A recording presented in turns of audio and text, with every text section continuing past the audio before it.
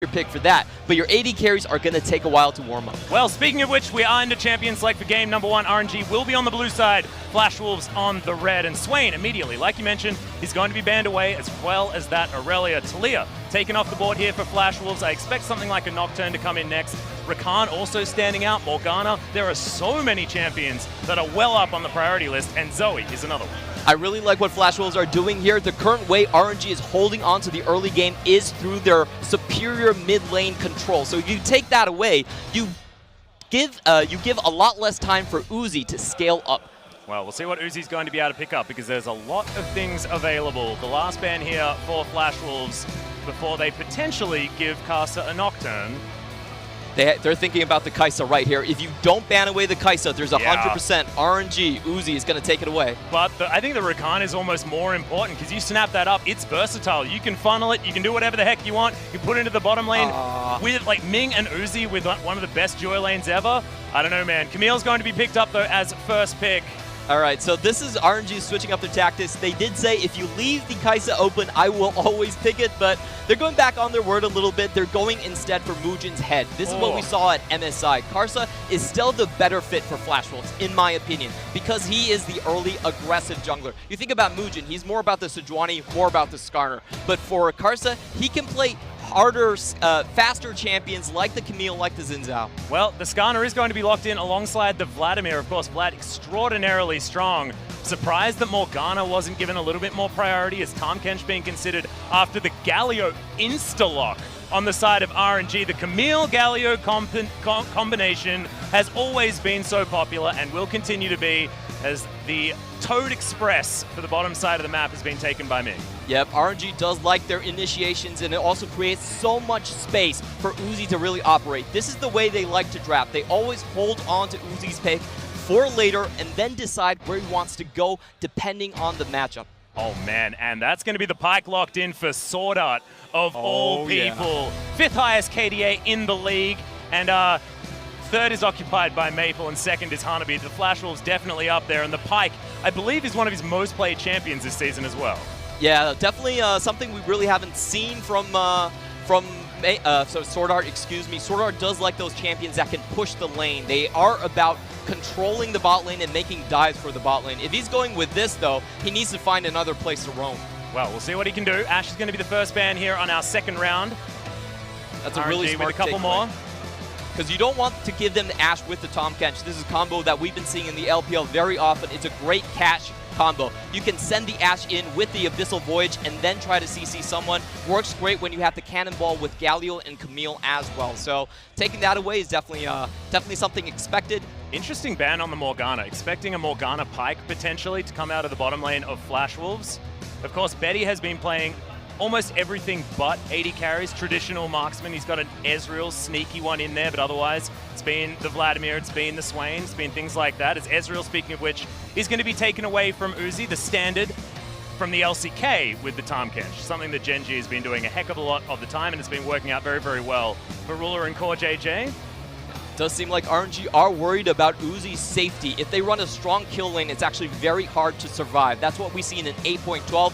Uzi, the best player in the world, says that he cannot deal with the situation in the bot lane. He has to go elsewhere. So we're seeing these champions being banned away that do deal with AD carries very well in terms of the bot lane and put on a lot of kill pressure. They're trying to avoid that with these bans. Yeah, well, the Darius is going to be the final one there, as Mordekaiser being considered by the Flash Wolves. Betty, just do it. Give us the Pyke Mordekaiser.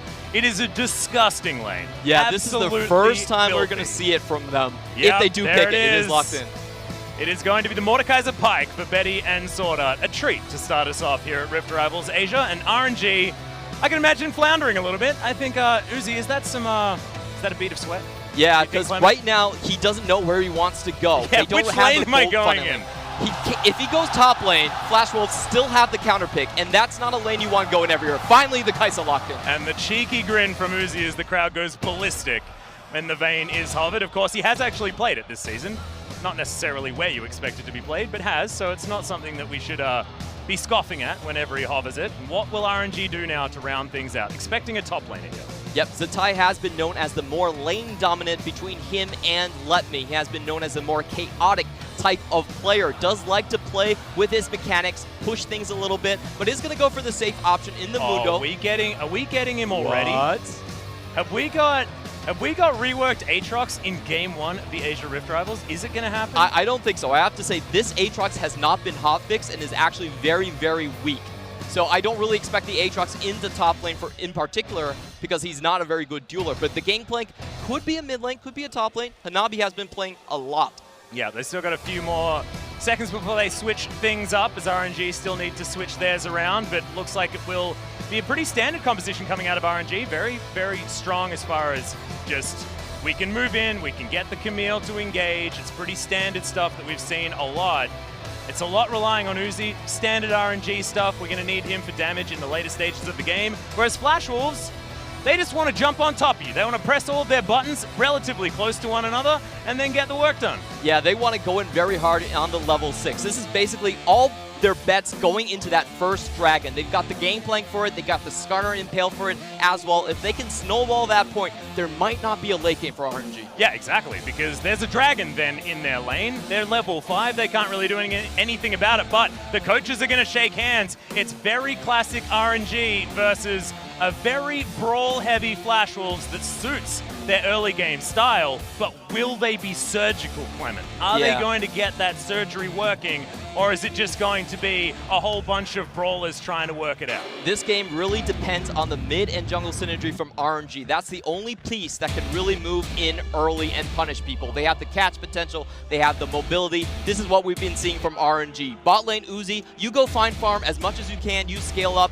Mid lane Shahu and Karsa, we're going to try to keep this game alive. But if they don't get that early snowball, if they don't get that level 6, it's actually a very hard composition to run all the way till the late game. Yeah, and it's interesting because Flash Wolves don't have a lot of power in the mid lane to start this off. And Maple often has something that can be explosive, something that can really get the game moving tempo-wise for the Flash Wolves. Now he's on the Vladimir, and he's into the brick wall that is Galio. He's not going to be able to affect the game like that. It's not a pick that can control lane by himself, but it's very powerful in terms of the first item spike and the first team fight at the Dragon. So this is a very hyper-focused composition coming out from Flash Wolves. We're going to see if it works or if it fails by 15 minutes. Yeah, and level 2 for Karsa is so incredibly strong as well. So if he wants to land a pretty strong punch on the Flash Wolves, he can start early on this Camille and will then move into the late game as that Camille bomb that can throw a gargoyle right into the middle of an enemy team and get things messed up. But ladies and gentlemen, we are onto Summoner's Rift for game number 1 of Rift Rivals Asia.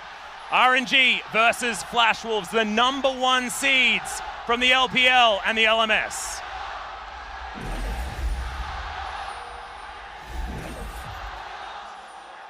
Okay. Not seeing very many shenanigans very early on. Ooh, you might want to rephrase that. We do see RNG going to level 1. Mate, you know? Yeah, the 30 gold is nice in the early game. Oh, nailed it. Sharing, Shahu and Uzi. And man, I've missed the LPL. It's been a while since I've been back there. Most people probably forget that I was ever an LPL commentator, but it's exciting. Now back in China, back casting some LPL action with some LMS thrown in there. Oh, reminds me of the glory days. Oh, yeah. We're seeing the level 1 coming in from RNG already. This is a strategy they popularized in the MSI. They always go for the red buff when they are on the blue side. And we actually might see a lane swap coming out here. Zatai, in fact, is going towards the bot lane. It's adorable. He's going to take some popcorn chickens down there, utilizing his ukulele to take them down. And we're going to have Betty meet up with him. See, Betty taking a little bit of time getting to lane, giving all of that experience over to Mordekaiser, which is weird because he gets all of the experience anyway. Yeah, here's the big question, though. Do they swap back to prevent the first dragon going over to the Flash Wolves? Because this is how the strategy works. This is how they snowball turrets off of you. Now, RNG, this is not the first time we've seen a Kai'Sa being played into the top lane, and we should talk about the adaptations here. We are seeing the fleet footwork being taken, even though it's been heavily nerfed, and you usually see the press the attack. That's the adaptation that Uzi has made. He's gone for a lot more sustain in terms of his rune setups just to survive the different lanes. Yeah, despite the fact that it has been nerfed just a little bit as well. So interested to see whether it is going to work, because the Flash Wolves, if they have control of a lane like this, can clear minion waves extraordinarily fast. Look at Zatai. He's getting 0 farm so far, only picking up 2 from the Raptor camp, actually. Yeah, and look, this lane is extraordinarily sustainable as well on the side of the Flash Wolves. They can tank minion waves for almost forever, given the fact that you've got the Iron Man passive coming out of the Mordekaiser. I don't know whether this is necessarily the best strategy on the side of RNG, but we'll see whether it works out, because they're also trying to zone Hanabi on the top side. We have seen this before, but for RNG, they don't have any fortification in the bottom side tower. So that does mean that it takes 50% more damage in the first 5 minutes. This is going to be a losing trade for them, but we have seen them do it before. Oh, Zatai, the sneaky devil, standing in he's got level 2 range. There we go. Well, Sordat's actually going to look for him. Can he actually get out of this, though? That's going to be first turret going solo gold over to Betty as well. And remember, this guy's been playing the bruises. He's still been doing 30% of his team's damage. He's more than happy to step off his 80 carries and head towards something like the Mordekaiser, even if he hasn't played it in the LMS regular season just yet. Yep, Betty has been the main carry for the Flash Wolves for quite a while now. Actually, Maple has been more of the initiator, been more of the distraction to allow Betty room to really pull his damage off. We're seeing the difference here, but the big thing is Hanabi still sitting at level 1. No farm really taken from the lanes itself. How are they going to get him back in the game, especially when RNG is freezing the bot? Well, I don't know, but I think it's all about Betty. I think it's all about getting this Mordekaiser a dragon by the time he hits that level 6, and they are going to lane swap. And that's going to be tempo advantage going over to Flash Wolves. They've picked up 800 gold in the lead as a part of that, and we've got a Kleptomancy Gangplank as well. I mean, you can starve him, but he'll still go to a lane and shoot minions and get money. Look at what Karsa is doing here. He's expecting the rotation from Hanabi, and he's trying to cut him off. Like, I have to say, Flash Wolves did not plan that bottom wave well enough. They did not push it and make it rebound. So now, like, Hanabi is stuck in a very, very bad position. We've never seen someone level 5 minutes in and still sitting at level 1. And he's actually going to find Karsa on the wrong side of the jungle, as he's going to spot him. The level 1 Gangplank. This is exactly not where you want to be, and that is going to be first blood going to Karsa. Hanabi, knowing his own demise, holds onto his flash. There's nothing that he could have done there, and this is going very, very wrong for Flash Wolves. Just that one mistake in the bot lane, not bouncing the wave, not thinking about how to play the lane swap, because it's been so long since teams have had to face against this. Well, this top lane is exactly what Flash Wolves wanted from the draft, and have finally got it, even if it is a little bit upside down. First Bone Skewer did land onto Ming, but otherwise not too much of a problem, as Mugen is just going to walk with Hanabi towards this bottom side. Zatai, they're actually still considering a dive. This is a dangerous one, but he's level 5. He's picked up so much farm. Stun comes in with a good fracture, as Xiaohu just zoning Maple away from this fight. Karsa very, very low and very squishy.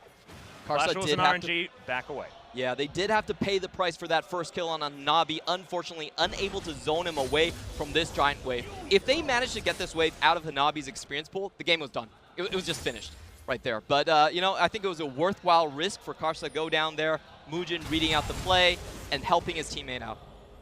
Well, we haven't looked at the mid lane. We sort of, Maple wandered down with Xiaohu towards the bottom side of the map, but that was about it. It's just going to be a farm fest at the moment. First item going to be that blasting one picked up by Xiaohu as he teleported back to lane. Zatai just going to wander past as Karsa goes back home. We'll see what he can actually pick up with his first blood money, but he's down in gold a fair bit as far as the minion score is concerned.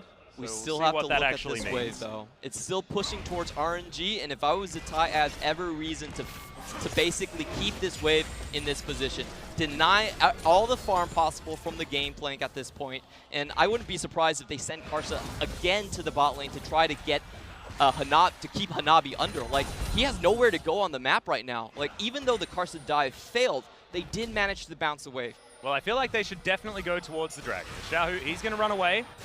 Bit of damage coming in here, but Betty's level 6, and they want to adopt a dragon. That's the Mordekaiser strat. They're not exactly keeping it a secret either, as they just wander him through the mid lane. Should be an easy take here. No contest coming out from RNG. As the Mordekaiser, you do gain 13 extra experience in a duo lane. So you'll always hit level 6 first, and that means you can always snowball that into a dragon. It's actually very hard to contest it, and I think the LCK has been the best region at doing that. We have teams like Africa and also KT at this tournament who are known for their Mordekaiser play. Yeah, Deft has been a phenomenal Mordekaiser so far in the LCK. Speaking of the Dragon, he's going to start doing some work here on this mid lane outer turret. Xiaohu taking a bit of damage from him as well, which is a bit of a bother. Thankfully, he doesn't have a Rylai's yet, so the slow doesn't come out from the Dragon's auto attacks, which is extraordinarily unfair. Still get fortification though if the Dragon's around, so you don't want to waste him just shooting at a turret that doesn't take very much damage. Level 6 from Mugen. Yeah, he's looking for it. Flash does come in, the 2-for-1 special as they bring back the Tahm Kench. Grey health is eaten, but there's the Hemo play. Can they do enough? Looks like no, as the Tai's going to teleport in. Yes! Oh, he does. Actually, it is. The pop with the Hemo play did so much work as Swordart jumps his way forward, and that's going to deny any retaliation from RNG.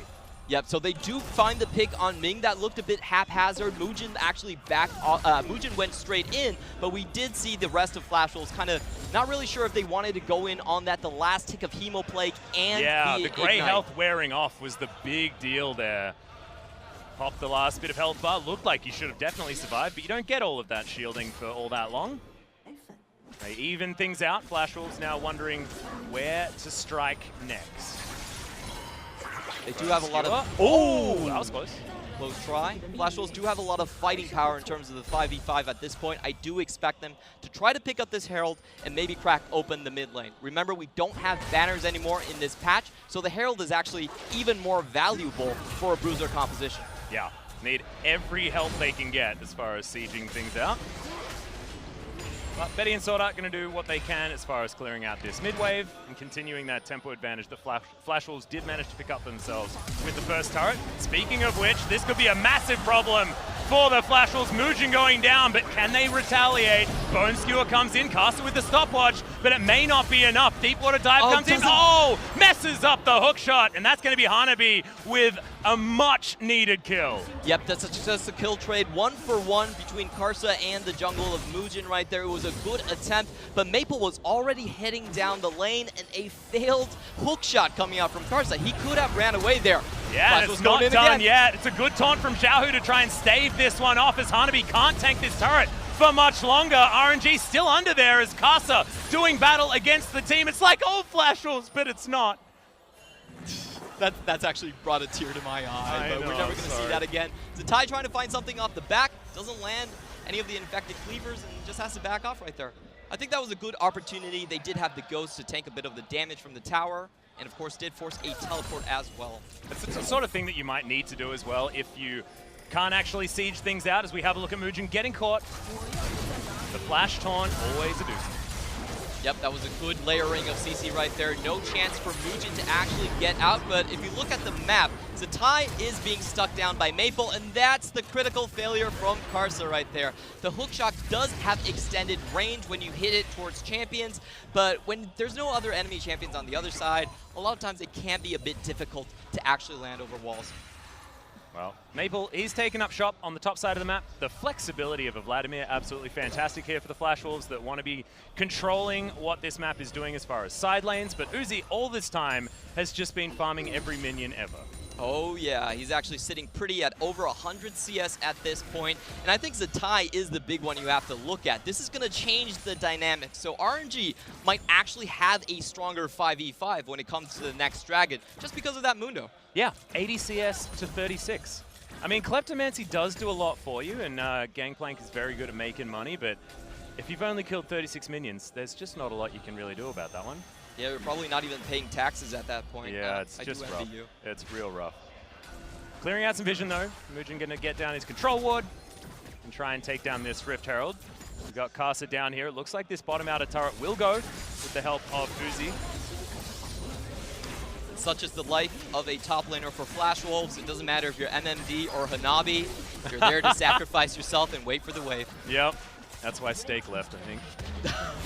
He's gone over to China. He's doing some coaching now. Actually, he's instilling that philosophy on Mouse, so... oh no! Not much has changed. Sounds like revenge to me.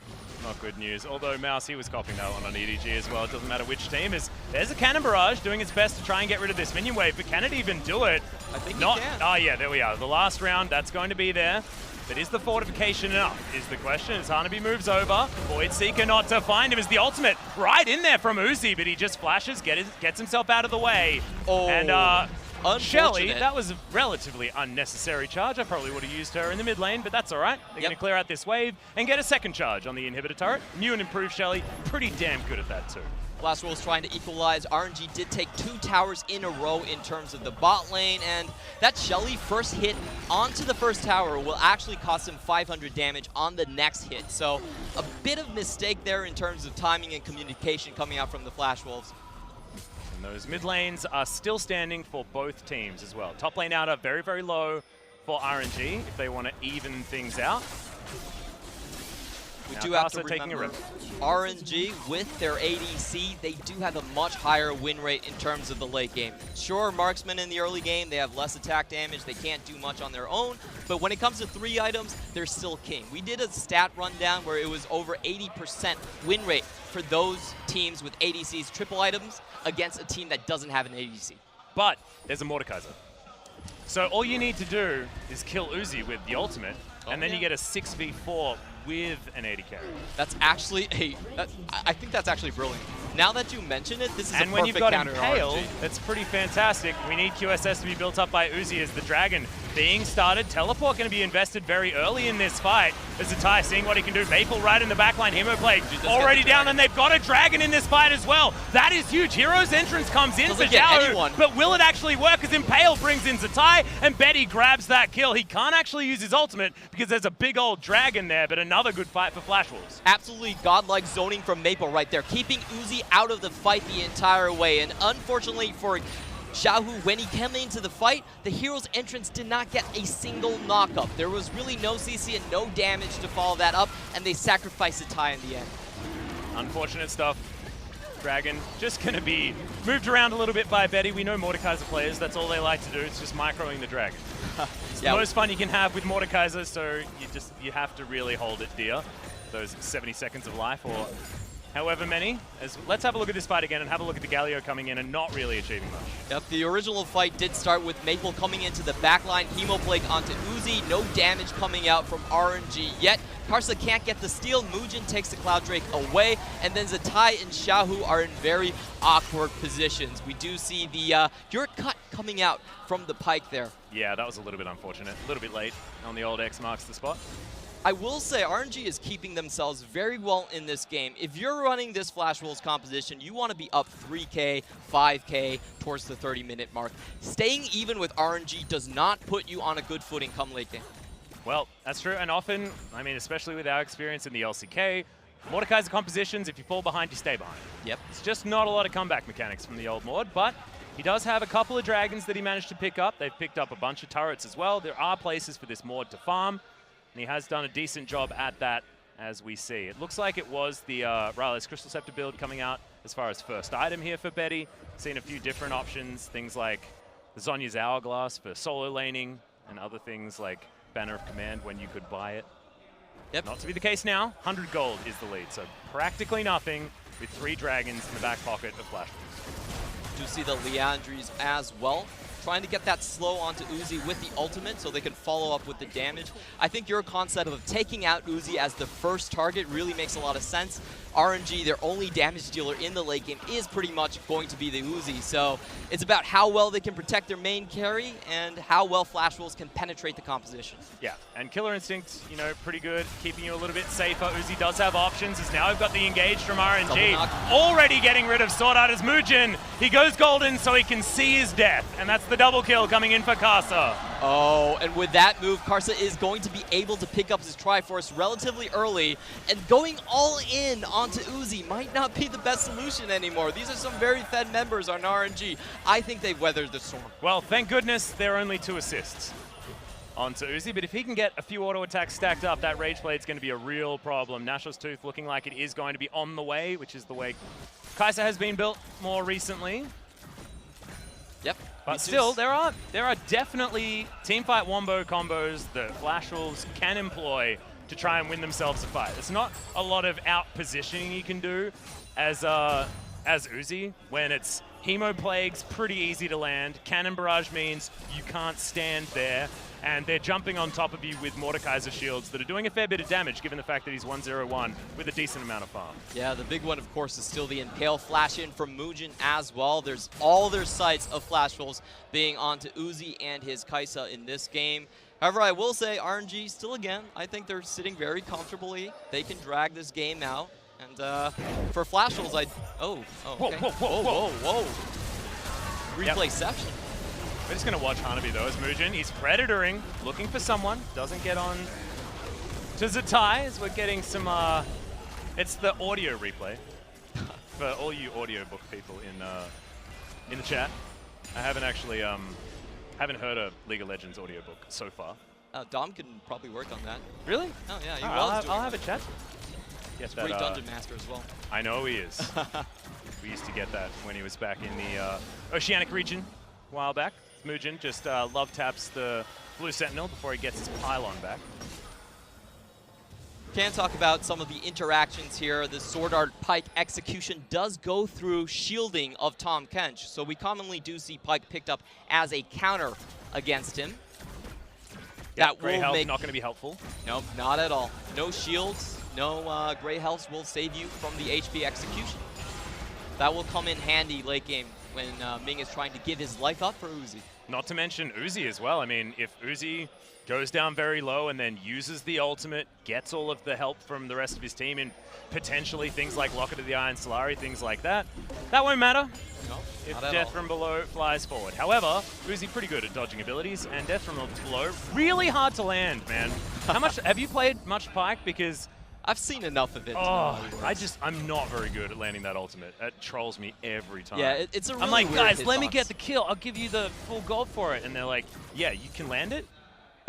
No, We've never seen, guys, like, I actually can't. The X is, you kind of end up like on the right side of the X a little bit, Yeah. and the image is on like the left side a little bit. There's something frustrating about the Yeah. hitbox. I'm It's going like to a complain about the pixel or two off. hitbox and not my inability to land skill shots. Yeah, that's what good League of Legends players always do. Yeah, I think that's the right strategy. Is speaking of right strategy, RNG looking to try and keep down the gangplank. Does at least have a Trinity Force, building towards what could be Asterix. Will most likely be. Yep. Is going to get a lot less out of that combination now that Sterix does move to bonus damage instead of base damage. So you're losing about like 100 hit per shot, but due to the Storm Razors being a very common pickup for the Gangplank as well in terms of the late game, does give you that guaranteed crit onto the barrels. Yeah. Wanting that first barrel to really hurt, but that's going to be the third dragon. Seems like RNG just don't care about having big ethereal dragons running around the rift in the hands of Mordekaiser. They're instead just going to be on the other side of the map as Kasa is going to get himself out with the hookshot. Zatai, he's just, I don't know, I think he's like the personal band of Kasa. He's just been playing his banjo while Kasa's been counter jungling. Like, it's basically been his job so far this game, but he has picked up a whole bunch of farm whilst doing it. Yep, he is the winning part of the map right now, and I think RNG are fine with giving up most of these drakes, unless they're Infernal Drakes. They can teamfight Flash Wolves. The dragon's been caught! Aww. Oh, and that's Poor a kill Drake. going over to RNG. I'm upset. Is that their first dragon of the game? I think it is. I don't think they killed the other one. Nah, probably died to tower instead. Yeah, I think so. So, first dragon to RNG. Congratulations. Still going to keep things extraordinarily even. 300 gold. In the lead is RNG versus the Flash Wolves, who were controlling the game tempo-wise early on and have now slipped back a little bit. It's only really Maple that's been impressive as far as keeping up in the laning phase, but Xiaohu very good on this particular champion of just sitting back, trying to protect the rest of his team. RNG in a very comfortable spot. Flash Wolves with 2 critical mistakes early on. Oh, so the Bone Skewer was short, didn't really have it go off. that was a bone toothpick, my friend. Not a great one. Yeah, it's more like a Bone Thrust. That's Yeah. it, didn't really throw it out. Flash Wolves, they didn't bounce the wave in the bottom lane, and of course they gave up 2 kills over to Karsa, diversifying their carry options for the late game on RNG's side. And right now, if I'm Flash Wolves, I really want to find a pick on the map. I really want to get things going. I'm not seeing a lot of future for Betty in terms of being this big bruiser going up against Kaisa, who's well protected. Well, speaking of Kasa, he's going to flash right on top of Hanabi. He's inside the ultimate and just can't get anything done. Stopwatch is there. It's cute, but it's not going to be enough, and Xiaohu grabs the kill. 450 gold, and RNG with the better late game composition, also going into the 1-3-1 as well. Things are looking very dire for the Flash Wolves, and honestly, RNG don't have to do anything. They can let this tempo sit. They can wait for 3 items. The onus is completely on Flash Wolves to make a move. Do you know what's weird? This feels like a Kaisa funnel because of the amount of farm that Uzi has, but it's not a Kaisa funnel. Oh, that's just normal RNG. It's just a bit Uzi at the moment. feel like funnel comps don't necessarily... The reason it didn't work against IG is because they just don't need to do it. They shouldn't have done it. That game that they lost, the only game that they lost for the last however many weeks, probably just shouldn't have happened. Funnel compositions do come with their own weaknesses. If you're running them mid, a lot of times the marksman early game cannot face the 2v2. So if the other 2v2 is more aggressive, if they have something like a Camille, it's actually really easy to go wrong with it. Yeah, but you just lane swap, apparently, and you keep the gangplank behind forever, and then everything should be okay. But he does have Asterix. He has picked up a whole bunch of farm as well, in comparison to what he managed to get earlier on. As far as, CS per minute post 15 minutes, I think Hanabi's been doing a phenomenal job. Still not enough to catch up, though. Yeah, I wouldn't say he was doing a phenomenal job. I would say that RNG are just giving all the gold to Uzi. I mean, I'm just meant the fact that he had 25 CS at 15 minutes, something like that. It was not going very well for the old Hanabi. So, I mean, now, feeling a little bit better. 2 items. It's 2 items that he may not have necessarily deserved, given his early game experience. That was a really smart idea to lane swap coming out from RNG's side, taking away Flash Wolf's main weapon, the 4v2 tower dive in the bot lane. We didn't see a single situation of that come up. This wind-up Pirate has really had a rough time. There's just been so many bad guys in and around any lane that he's in. And we've now got the Bash brothers of a different variety in Xiaohu and Kasa just walking around together, wanting to get that Hextech entrance on top of everyone. And by everyone, I mean Hanabi. Yeah, he's still running with his flash, but of course no stopwatch. Cannot. I just love how his run animation is so weird. And he's just going to get killed once again. They've got it off cooldown. Does at least have the cannon barrage this time. Impale flies through. Oh, Ming! Beautiful use of the Devour to save Kasa, but he may have sacrificed himself. He has. It's going to be the ult coming down from Sword Art. Not sure whether that was actually able to give any gold over to anyone. I don't think it was, but Maple secures the kill. Now Flash Wolves with a man advantage for a little while. See what they can do with it. 25 minutes into the game. Baron an opportunity. They're setting their eyes on Baron. They're at least hinting at doing it just to draw RNG out. So potentially another pick coming out of this move, but RNG are calling the bluff. They're saying, hey, we don't think you have the power to take Baron right now. We're going to go for another Hanabi kill.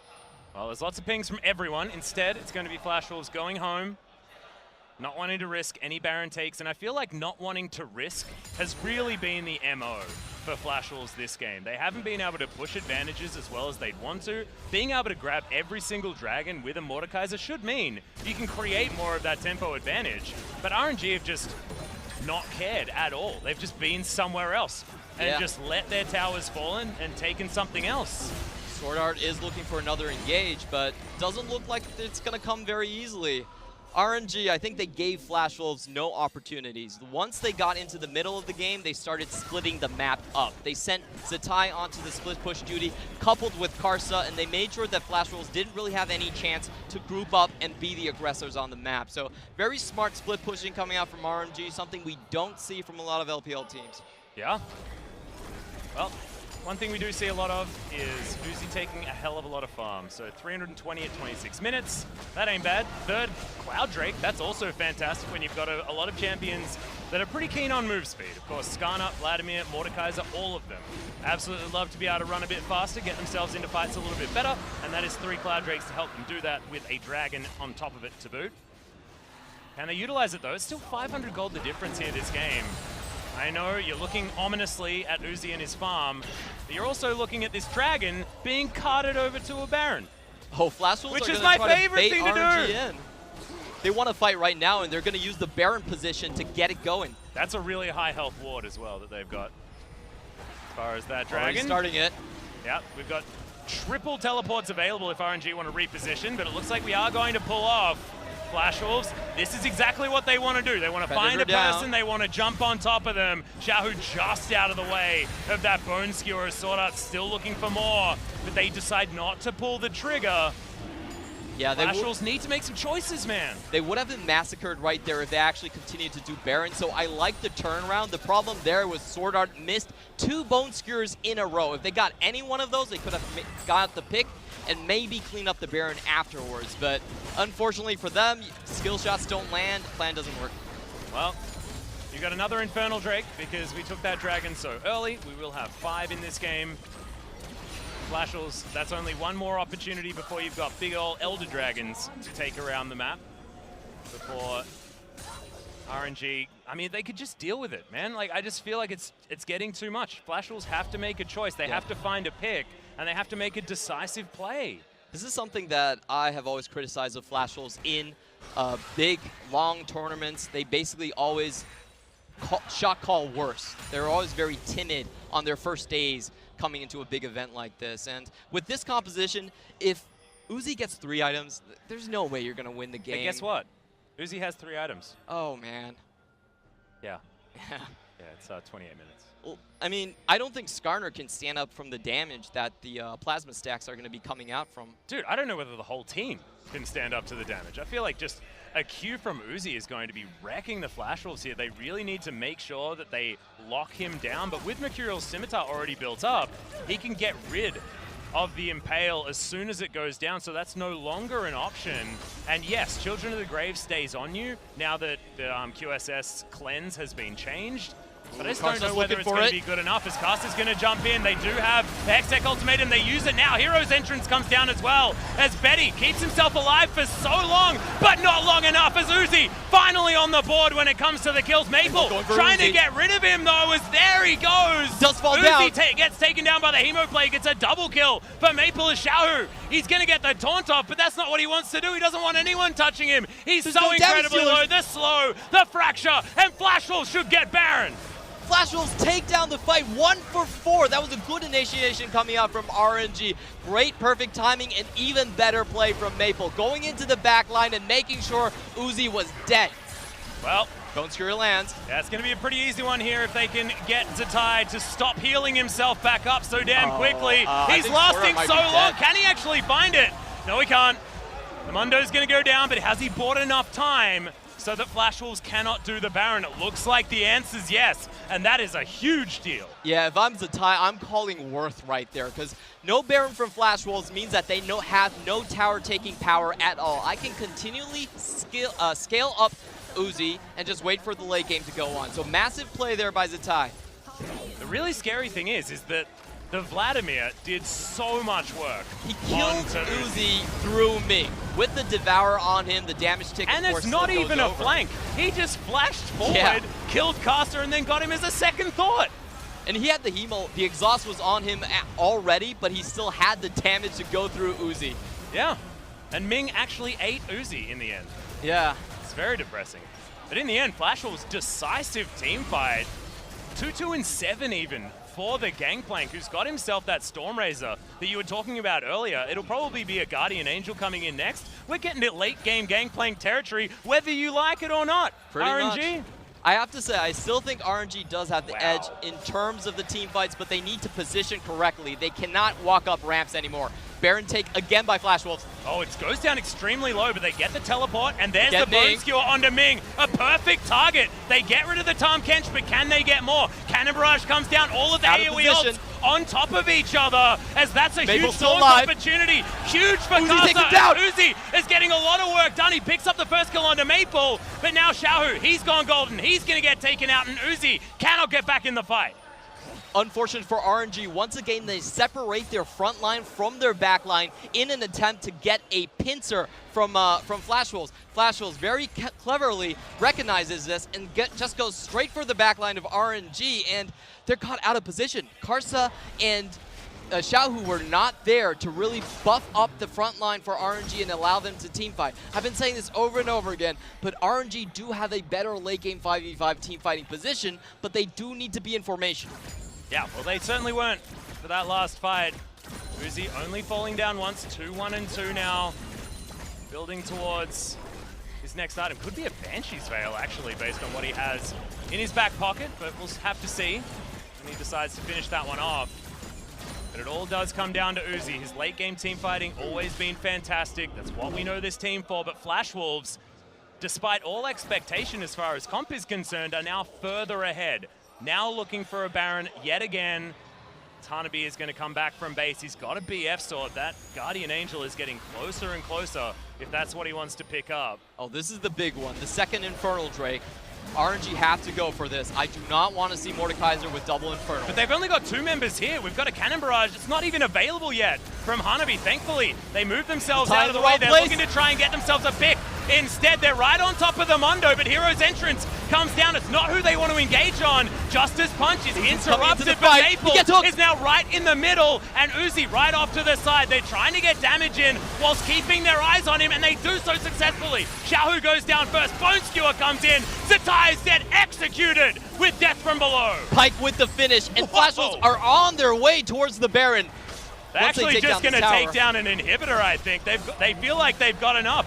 Uzi's protection has been taken down. Those big, beefy tanks for the front line no longer there. As Cast is getting zoned from his own base. In goes Swordart, gets himself another one. Ming, he's going to go down. Hanabi as well, utilizing the ult. If they get one more pick on Uzi, slow goes down. Boom goes the Dynamite with the Hemoplague.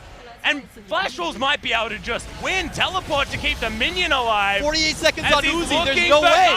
Ace Oranges, he's gonna be K. The ace comes in for the Flash Wolves. They'll take the inhibitor, and they're looking for the game. Flash Wolves coming in with the revenge on Karsa. Sure, he had the better early game, but he did sacrifice a lot of his experience.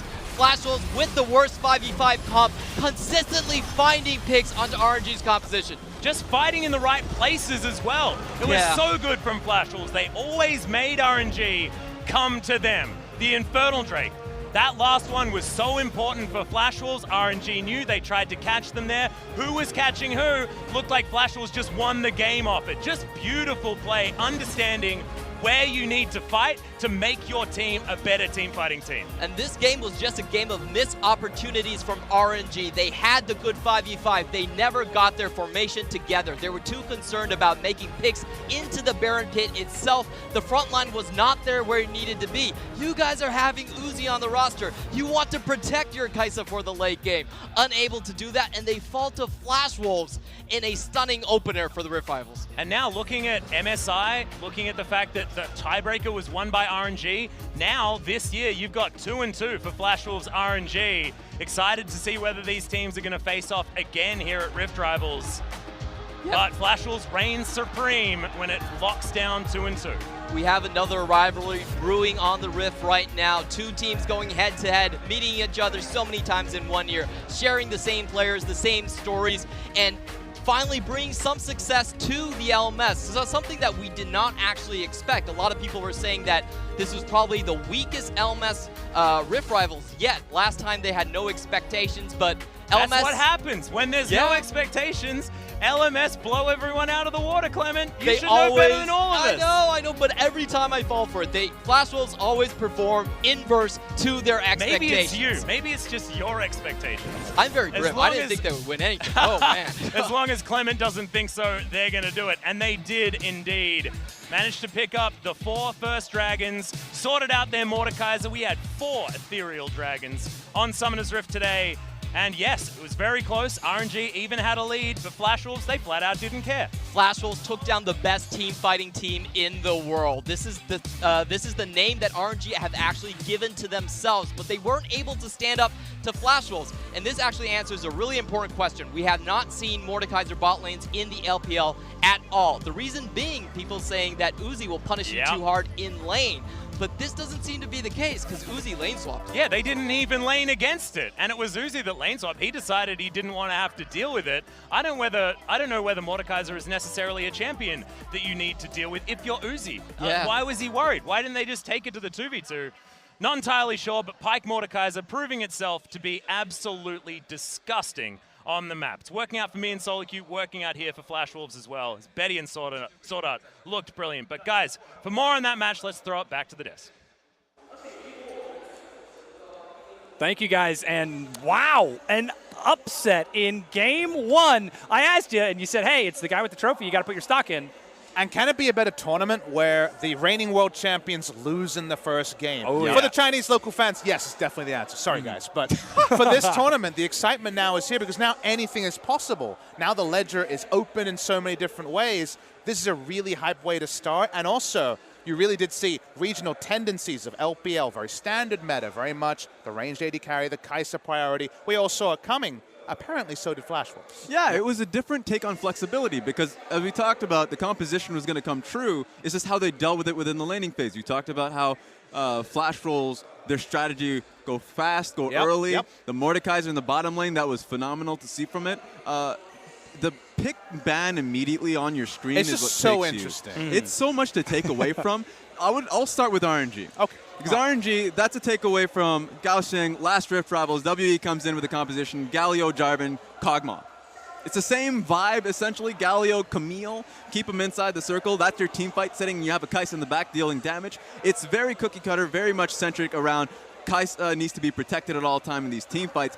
Don't know how that's going to happen when you have the GP and Vladimir on the opposite side. That's my major question. And the thing is, you look on the right side and you see, where did this draft come from? The big takeaway here is Vladimir's power, because what we see in the LCK so much with our bot laners, our traditional AD carries being willing to flex over to Swain Vladimir, is a lot of first rounds where Vlad or Swain is taken, and the enemy says, do we commit to what we're going to do, or do we have to start countering what they're implying they might do? And suddenly, one false move and things can really come unglued. It's why Rakan gets banned. I know the casters were a bit wondering about the Rakan ban, and Atlas said, but what if Rakan is flexed to mid lane? The funnel can come through. So you already have so many what-ifs that you're playing with, and then the late Mordekaiser and Gangplank, sure, the Gangplank might have been played interestingly in the early game. Together, when it came to the word scaling, which is always a bit of a dirty word, when you think of the late game, does Kai'Sa beat Vladimir and GP? I think the answer was clearly no. Yeah, and the biggest takeaway is when it comes to these team fights, it's just the zoning power of not only those members, but Pyke as well. Sword Art had a phenomenal game in these team fights, always positioning towards Kai'Sa. Because the only damage source in those team fights were going to be the Kai'Sa,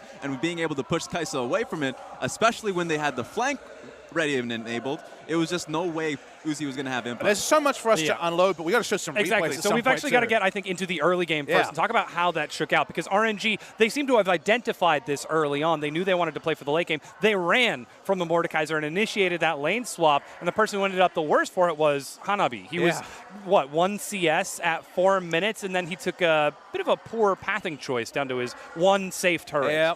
It was, look, the early game was really interesting. The thought process was clear. Let's get out of the Mordekaiser lane. We don't see that in the LPL. Let's avoid it. So that part you understand. The turret goes down very early, but you mentioned it, Raz.